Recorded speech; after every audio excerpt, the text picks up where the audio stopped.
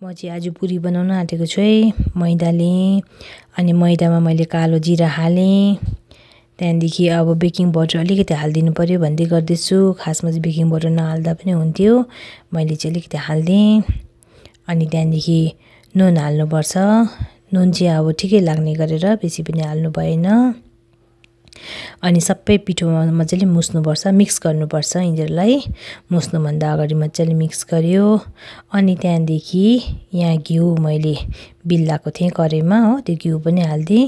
घिउ नहालेर तेल हाल्दा पनि हुन्छ, मैले चाहिँ घिउ हालिदिएको।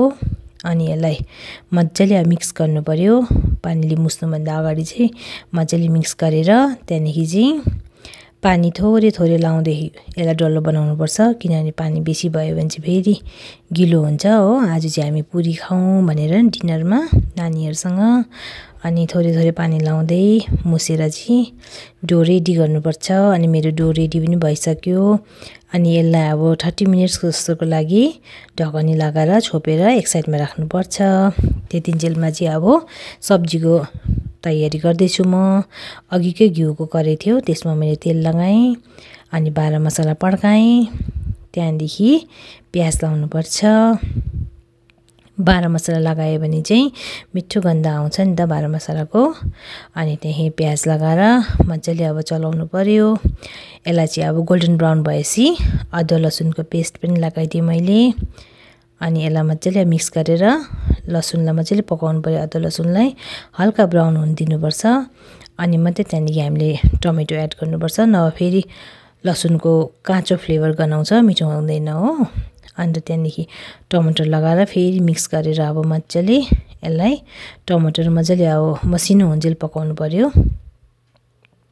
टमाटर चाहिँ मजिलो फ्यात्तै भनौँ न नि, फ्यात्तै स्मुथ भनेर बनाउनु पर्यो। त्यहाँदेखि मात्रै यसको फ्लेभर मिठो आउँछ, नभए भने चाहिँ अब यो राम्रो म्यास भएन टमेटो भने चाहिँ मिठो हुँदैन फेरि। अनि एकछिन छोप्दै पकाउनु पर्छ। अनि मेरो अब निकै म्यास भइसक्यो टमेटो पनि। त्यहाँदेखि चाहिँ अब हल्दी लगाएँ मैले। त्यहाँदेखि जिरा पाउडर लगाउँछु, किनभने नानीहरू बेसी अरू के मसलाहरू खाँदैन नि त। मसला पिरो बेसी हाल्दिनँ म चाहिँ, किनभने मेरो छोरा चाहिँ अलिक सानै छ भन्दा पनि उसले यति मन पराउँदैन पिरो खानु कि। त्यसले गरेर पिरो कम्ती गरेर मसलाहरू पनि कम्ती गरेर बनाउँदैछु। छोप्दै पकाउँदै गरेको मसला पनि ग्यास सानो गरेर छोप्दै पकाउनुपर्छ।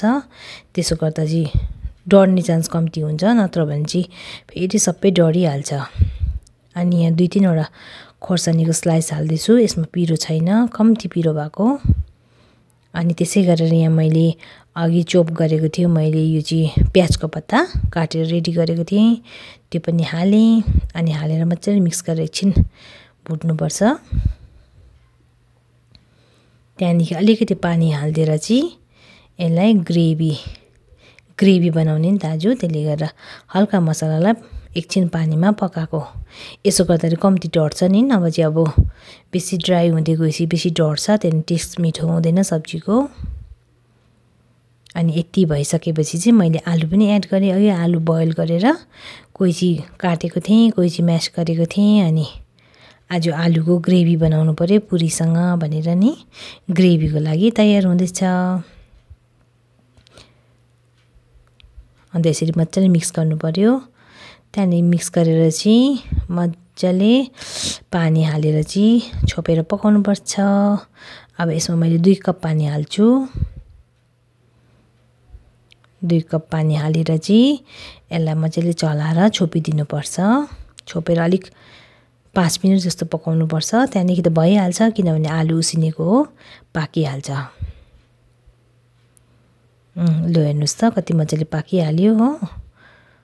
अन्त यसरी छिट्टो हुन्छ, पाकिहाल्छ, मिठो पनि हुन्छ। बेसी मसला चाहिँ मिठो लाग्दैन र मसला बेसी हालेनौँ हामीले चाहिँ। अनि यसरी धनिया हालेपछि भइहाल्यो। अनि यहाँ चाहिँ मैले रोटी बेलेर रेडी गर्दैछु पुरीको लागि। रोटी पनि भइहाल्यो मेरो। अनि यसरी बेलेर रेडी भइहाल्छ।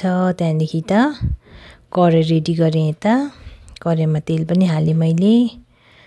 तेल चाहिँ ठिकै सकेछ बट्टामा हो। अनि तेल खालेपछि चाहिँ पुरी रोटी हाल्नु थालेँ। मेरो बेकिङ पाउडर भएर कि के भएर आज पुरी फुल्लेन, नभए त सधैँ त कस्तो मजाले फुलिन्थ्यो। बेकिङ पाउडर हाल्नुहुन्न थियो जस्तो लाग्यो, सधैँ हाल्दिनँ थिएँ, योपालि हालेको छु मैले, त्यसले गरेर नफुल्लेको जस्तो लाग्यो। त्यति राम्रो फुल्लिएन रोटी। अन्त लु यसै गर्दै मेरो फर्स्ट रोटी पनि पाकिगयो। त्यहाँदेखि लु मेरो सेकेन्ड रोटी पनि हालेँ मैले। ग्यास चाहिँ बेसी ठुलो छैन, ठिक्कै गरेर गर्नुपर्छ, ठुलो भयो भने फेरि छिट्टै डढिहाल्छ। अनि यसै गर्दै सबै पुरी नै बनाइसकेँ मैले। अनि लु अब मेरो नानीहरूलाई फर्स्ट नै खानु दिएको मैले। लु तिमीहरू टेस्ट गर कस्तो बनिएछ अनि भन मलाई भनेर नानीहरूलाई खानु दिएको। यो मेरो नानीले टेस्ट गरेर भन्दैछ है अब कस्तो भयो भनेर छोरालाई सोध्दैछु, खाएर भन त छोरा भनेर। अनि छोरीले नि खानु हुँदैछ। छोराले चाहिँ भन्दैछ रोटी मिठो भएछ, यसरी बनाउनुहोस् ल भन्दैछ। खासै मेरो छोराले यति रोटी मन पराउँदैन, अर्को रोटी चाहिँ अनि पुरी बनाउँदा चाहिँ अलिकति खाँदैछ उसले, नभए उसलाई यति साह्रो रोटीहरू मन पर्दैन। अनि छोरी म बुढा चाहिँ हामीलाई चाहिँ पुरा मनपर्छ पुरीहरू, खाइबसिन्छ हामी। अनि छोरीले पनि भन्दैछ राम्रै भएको थियो मम्मी भन्दैछ। ल यहाँसम्म हेर्नुहुने सबैजनालाई थ्याङ्क यू भन्दै मेरो च्यानललाई लाइक सब्सक्राइब गरिदिनुहोस् होला। नेक्स्ट भिडियोमा भेटौँ होला सबैजनासँग। By by.